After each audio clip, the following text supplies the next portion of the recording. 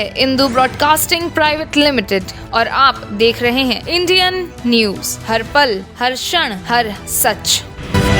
पहली खबर छत्तीसगढ़ की है, जहां छत्तीसगढ़ विधानसभा बजट सत्र के चौथे दिन महादेव सट्टा ऐप का मामला जमकर गूंजा। विधायक रिकेश सेन, विधायक राजेश मूणत ने महादेव सट्टा ऐप मामले में दोषियों पर कार्रवाई का मुद्दा उठाया।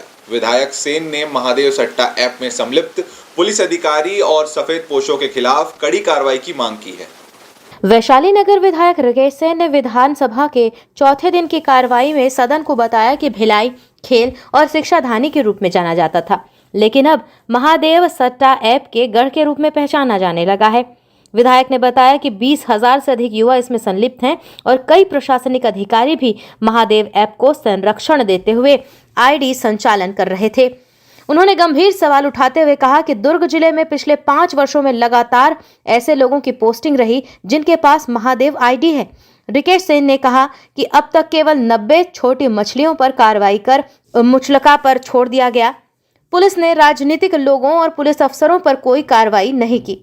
वैशाली नगर विधायक ने बताया कि नेशनल मीडिया में सारी लिस्ट आ चुकी है। महादेव ऐप के सभी आरोपी और बाराती आज भी भिलाई में खुलेआम घूम रहे हैं। अब ये महादेव ऐप के रूप में जाना जा रहा है। मेरा मूल प्रश्न यही है माननीय अध्यक्ष महोदय कि युवाओं की चिंता इन्होंने की। मेरे विधानसभा से 20,000 से अधिक युवा इसमें लिप्त हैं, लेकिन इसके साथ साथ जो प्रशासनिक अधिकारी है जिनकी दुर्ग जिले में पिछले 5 वर्षों में लगातार पोस्टिंग हुई है, पुलिस प्रशासन के लोगों के पास खुद के पास आईडी है, लोगों के पास अधिकारियों के पास है, राजनीतिक दल के अलग अलग नेताओं के पास आईडी है, लेकिन आज तक सिर्फ 90 युवाओं को जो है अरेस्ट किया गया, वो भी मुचलके पे थाने से छोड़ दिया गया। इस पर सही रूप से किसी भी प्रकार की आज तक कार्रवाई नहीं हुई और तत्कालीन मुख्यमंत्री माननीय जो भी थे उनका भी संरक्षण साफ था, ये भी हमको देखने को मिला था। तो इसलिए माननीय अध्यक्ष महोदय महादेव ऐप को लेके विशेष रूप से जांच करने की आवश्यकता है।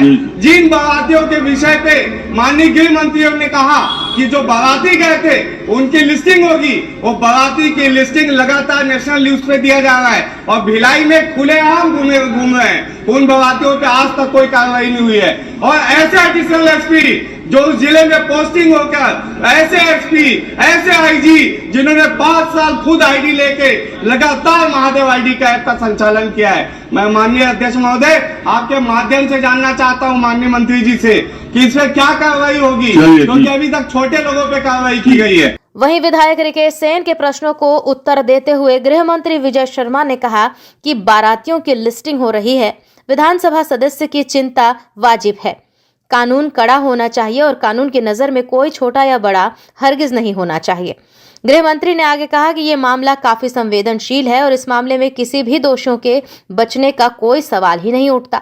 गृह मंत्री ने कहा कि प्रमाणित होने के बाद सदस्यों को इस विषय पर कार्रवाइयां होती दिखेंगी, उनको चिंता करने की आवश्यकता नहीं होगी। का राज होना चाहिए और कानून की नजर में कोई छोटा या बड़ा हरगिज नहीं होना चाहिए।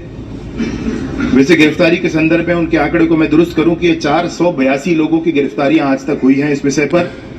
दूसरा मसला है कि जिन अधिकारियों के संदर्भ में चर्चा है, ईडी के चालान के संदर्भ में ले लें या सोशल मीडिया पर या मीडिया पर प्रचलित सारे विषयों को लेकर के जो बात चल रही है, प्रामाणिकता की बात है।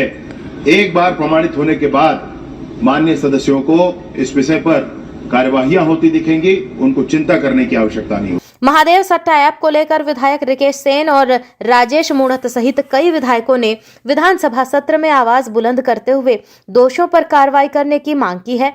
अब देखना होगा कि विधानसभा सत्र में कार्रवाई की मांग जोर पकड़ने के बाद शासन प्रशासन महादेव सट्टा ऐप के संचालकों और इसमें संलिप्त युवाओं और पुलिस अधिकारियों पर क्या कार्रवाई करती है। न्यू वीडियोस की अपडेट पाने के लिए सब्सक्राइब करें इंडियन न्यूज को और बेल आइकन को दबाएं।